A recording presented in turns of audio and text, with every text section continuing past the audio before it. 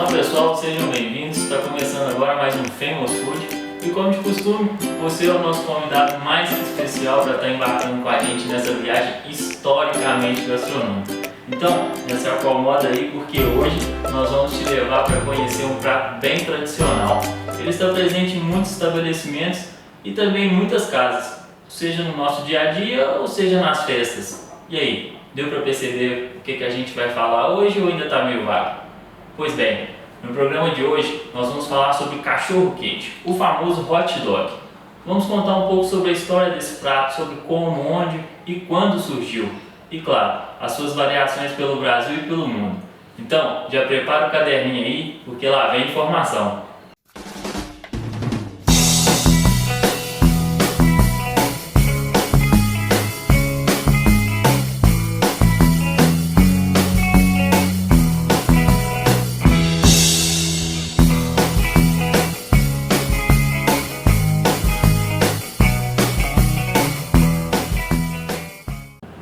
Então, preparados?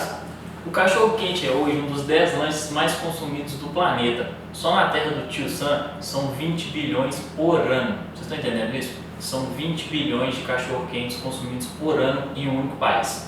Por ser um lanche de fácil preparo, prático e delicioso, ele também é muito adorado aqui no Brasil, chegando a ser até um atrativo turístico de algumas cidades, como por exemplo Osasco.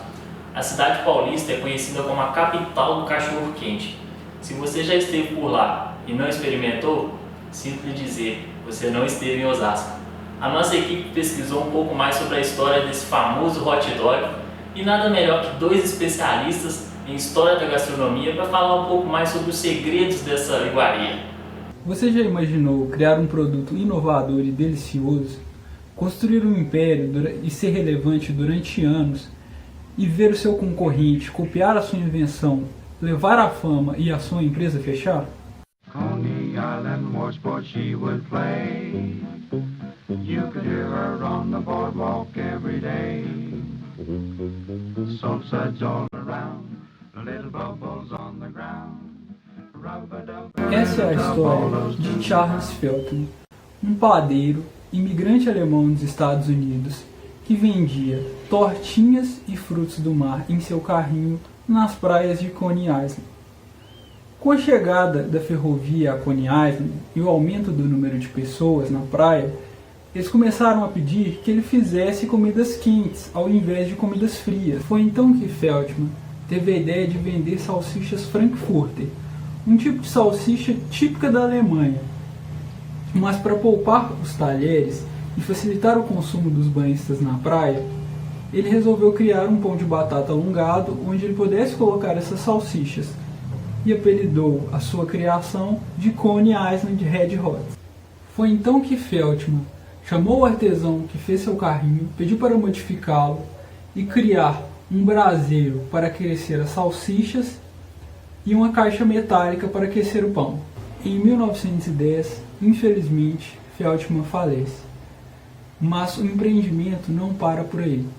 O sucesso foi tão grande que em 1920 a empresa, comandada pelos filhos de Feltman, cria um empreendimento do tamanho de um quarteirão que inclui restaurante, cervejaria, hotel, cinema ao ar livre, com o nome de Feltham Ocean Pavilion. Era o maior restaurante da época, atendendo em média 5 milhões de pessoas por ano e vendendo, com o cachorro-quente ainda no menu, cerca de 40 mil cachorros-quentes por dia. Como toda história de sucesso, uma hora a concorrência aparece. E é em 1916 que um trabalhador da Feltman, chamado Nathan Handwerker, resolve abrir a sua própria loja de cachorros-quentes, a Nathan Famous, que se autodenomina hoje como a original e criadora do primeiro cachorro-quente. Para conseguir atrair clientela, o Nathan Famous decide vender o seu cachorro-quente pela metade do preço do Feltman, por 5 centavos ao invés de 10. Foi então, com a Segunda Guerra e a Grande Depressão, que a família Feltman teve que vender os seus negócios e em 1954 os novos proprietários fecharam as portas. Então, depois de mais de meio século, o Nathan passou a ser a única referência em cachorro-quente de Coney Island. Mas a história dos Feltman não morreu, ela apenas ficou adormecida por um tempo. O historiador Michael Quinn e seus dois irmãos sempre sonharam em ter um negócio desde criança. Mas foi depois do atentado das Torres Gêmeas, em 2001, onde um dos irmãos de Michael Quinn morreu, que ele decidiu homenagear o seu irmão em um negócio. Como eles eram nascidos no Brooklyn e frequentavam muito Coney Island, ele resolveu resgatar a história do cachorro-quente do Feltman e recriar a marca. Michael Quinn comprou a marca Feltman e hoje reabriu no mesmo lugar onde havia o restaurante em Coney Island. Existe apenas um item no cardápio atualmente do Feltman. É o cachorro-quente, mas com certeza é o melhor cachorro-quente que você já comeu na sua vida. E aí, Alexson, concorda com a minha história? Olá pessoal, meu nome é Alexson. Concordo com o Eric quando ele fala que os imigrantes alemães levaram as salsichas no final de 1800 para os Estados Unidos. Além disso, eles levaram também a raça de cães Dachshund. Para quem não conhece, Dachshund é essa raça de cães, né, que eles são mais baixos e compridos e faz muita referência, né, parece muito com a salsicha. Por isso que lá nos Estados Unidos falavam muito sobre salsichas Dachshund. Em várias pesquisas que eu fiz, existem várias histórias com relação à origem do nome cachorro-quente. Uma interessante que fala de um desenhista do New York Journal, que ele estava num estádio, né, do Polo Park, em Nova York, assistindo um jogo, e ele viu um vendedor, Harry Stevens, vendendo essas salsichas Dachshund. E ele falava, né, pegue suas salsichas quentes Dachshund, pegue suas salsichas quentes Dachshund. E ele traduziu isso num desenho, né, o Ted Dorgan traduziu isso num desenho, mas quando ele não sabia escrever Dachshund, ele foi e colocou somente pegue seus cachorros quentes, né, alguma coisa assim, que ele fez o desenho. Get your hot dogs. Apesar que o desenho original nunca foi achado, né? Então a gente não sabe se realmente esse desenho, né, ou se essa origem é verdadeira também. Mas existem historiadores, pessoas que pesquisam muito com relação à origem desse nome, né? Um deles é Bruce Craig, esse cara aqui. Ele é PhD em estudo com relação a alimentos e também a hot dogs, a cachorro-quentes. Ele é historiador e professor emérito da Universidade de Roosevelt, em Illinois. Ele defende que realmente os imigrantes levaram as salsichas e a raça de cães Dachshund em 1800, né, no final de 1800. E ele fala que provavelmente esse nome, né, das salsichas, né, Dachshund, foi com relação realmente aos nomes a raça desses cães, né, que eram pequenos e magros, né, que parecia uma salsicha, por isso que tem essa relação. Tem outro historiador também, que é um linguista, Harry Popick, da Universidade de Yale. Ele cita que já apareceu nas revistas, né, da faculdade, da Universidade de Yale, mais ou menos em 1890, algumas referências do nome cachorro-quente, né? E ele fala que os estudantes que moravam nas universidades saíam, né, da universidade, do lado de fora existiam os carrinhos de cachorro-quente. E os estudantes chamavam de carroças de cachorro. E aí, logo depois disso, né, as carrocinhas de cachorro, logo depois disso foram chamados de carroças de cachorro-quente. Né? Ele fala que a primeira referência, né, a cachorro-quente foi publicado dentro dessa universidade, na revista Yale Record, foi em 19 de outubro de 1895, onde fazia referência que os estudantes comiam com satisfação esses cachorros-quentes.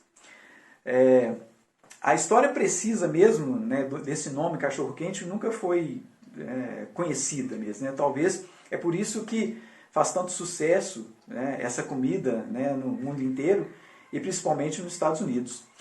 Obrigado, Érico. Obrigado, Alexson. E depois eu quero uma aula desse seu alemão afiadíssimo. Tá demais, Alexson. Vamos conhecer agora como esse maravilhoso lanche chegou no Brasil e também algumas curiosidades mundiais sobre ele. Ir para o centro do Rio de Janeiro e consumir cachorro-quente no cinema, não imaginou? Diferente, né? E até mesmo inusitado. Mas foi o que o empresário e idealizador Francisco Serrador fez em 1926. Ele trouxe para os cinemas do centro do Rio cachorro-quente para ser comercializado. E desde então virou essa febre de cachorro-quente que é por aí. Os cachorros-quentes no Brasil, eles têm diferentes tipos e em diferentes ingredientes, como purê de batata, abóbora, açaí, repolho, uvas passas, ovos de codorna, camarão e até mesmo manga em sua composição. Para cada diferente região, diferente cidade, há o seu toquinho regional. Aqui em Minas, por exemplo, a gente utiliza muito a mussarela, como aquele ingrediente especial dos mineiros, né, que não pode faltar. No Brasil, os cachorros-quentes eles giram em torno de 3 a 19 reais, dependendo da sua composição, dos seus ingredientes. Então, o interessante é que o Guinness Book, ele postou que o maior cachorro-quente do mundo, ele é comercializado nos Estados Unidos, pesando 57 quilos e 23 quilos somente de salsicha. Já imaginou? Olha, muita coisa, né? E o preço dele é de $1.000. É um preço até justo para a quantidade de cachorro-quente. Então vem com a gente e venha conferir mais um pouquinho. 53 quilos de cachorro-quente. Isso deve dar uns 2 dias lá em casa, viu? Deu até fome agora. Falando em fome, eu acho que nós estamos bem teóricos hoje. Acho que está na hora de colocar a mão na massa, colocar tudo em prática. Temos 2 receitas de dar água na boca. Acompanha aí. Olá, meu nome é Mariana e eu vim apresentar para vocês 2 lugares onde eles consomem bastante o cachorro-quente. Nos Estados Unidos, eles consomem ele bem tradicional mesmo, onde leva o pão, a salsicha, um molho agridoce, a mostarda e o ketchup. Já na Islândia, eles consomem bastante carne de cordeiro por ter uma produção bem vasta dessa carne lá, então parte dessa carne é destinada para a produção de salsicha. O cachorro-quente de lá, eles levam o pão, a salsicha feita de cordeiro, uma mostarda condimentada, um molho de especiarias e cebola. Como a gente está aqui no Brasil, vou montar um cachorro-quente bem do nosso jeito. Então, o purê de batata em homenagem ao Osasco, o milho verde em homenagem a Minas Gerais, uai, e ovo de codorna em homenagem ao Rio de Janeiro.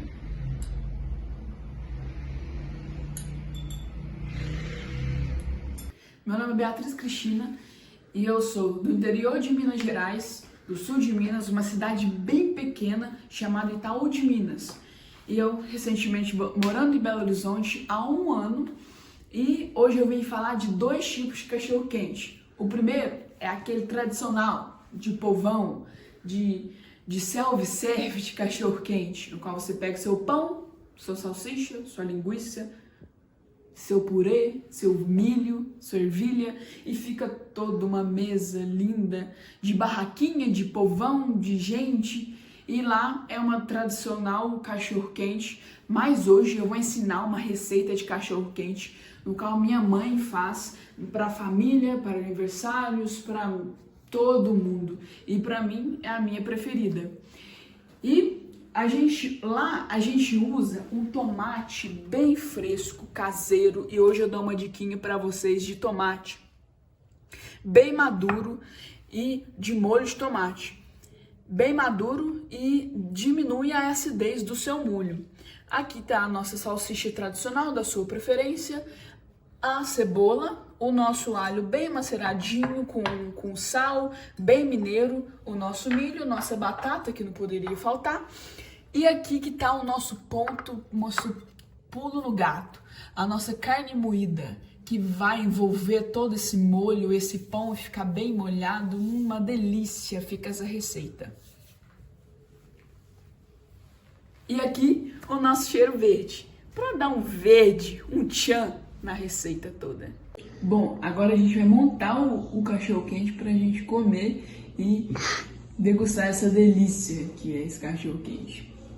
Aqui eu coloquei maionese e ketchup por baixo para ficar bem gostoso, bem molhadinho, vai ficar lindo. Aqui é o nosso molho com carne moída e o nosso tomate.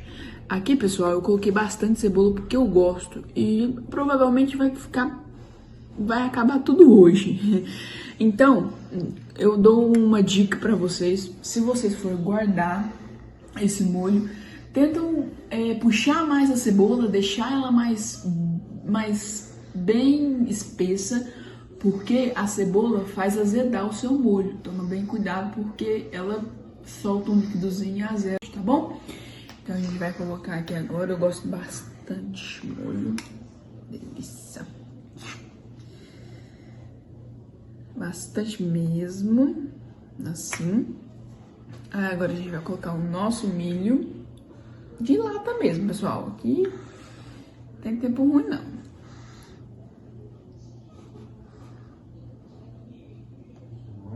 Misericórdia. A nossa batata palha. E detalhe, aqui nós estamos com um pão francês, tá? Delícia. E para dar um equilíbrio, porque equilíbrio é tudo na vida. Tá. Um cheiro verde. Vai dar um verdinho, seu cachorro quente. Uma coisa linda. Seja qual for a teoria, seja qual for a região, uma coisa nisso tudo é certa: o cachorro quente é satisfação garantida por onde passa. E por hoje é isso. Espero que tenham gostado do programa. Eu agradeço do fundo do meu coração a companhia em mais uma viagem do Famous Food.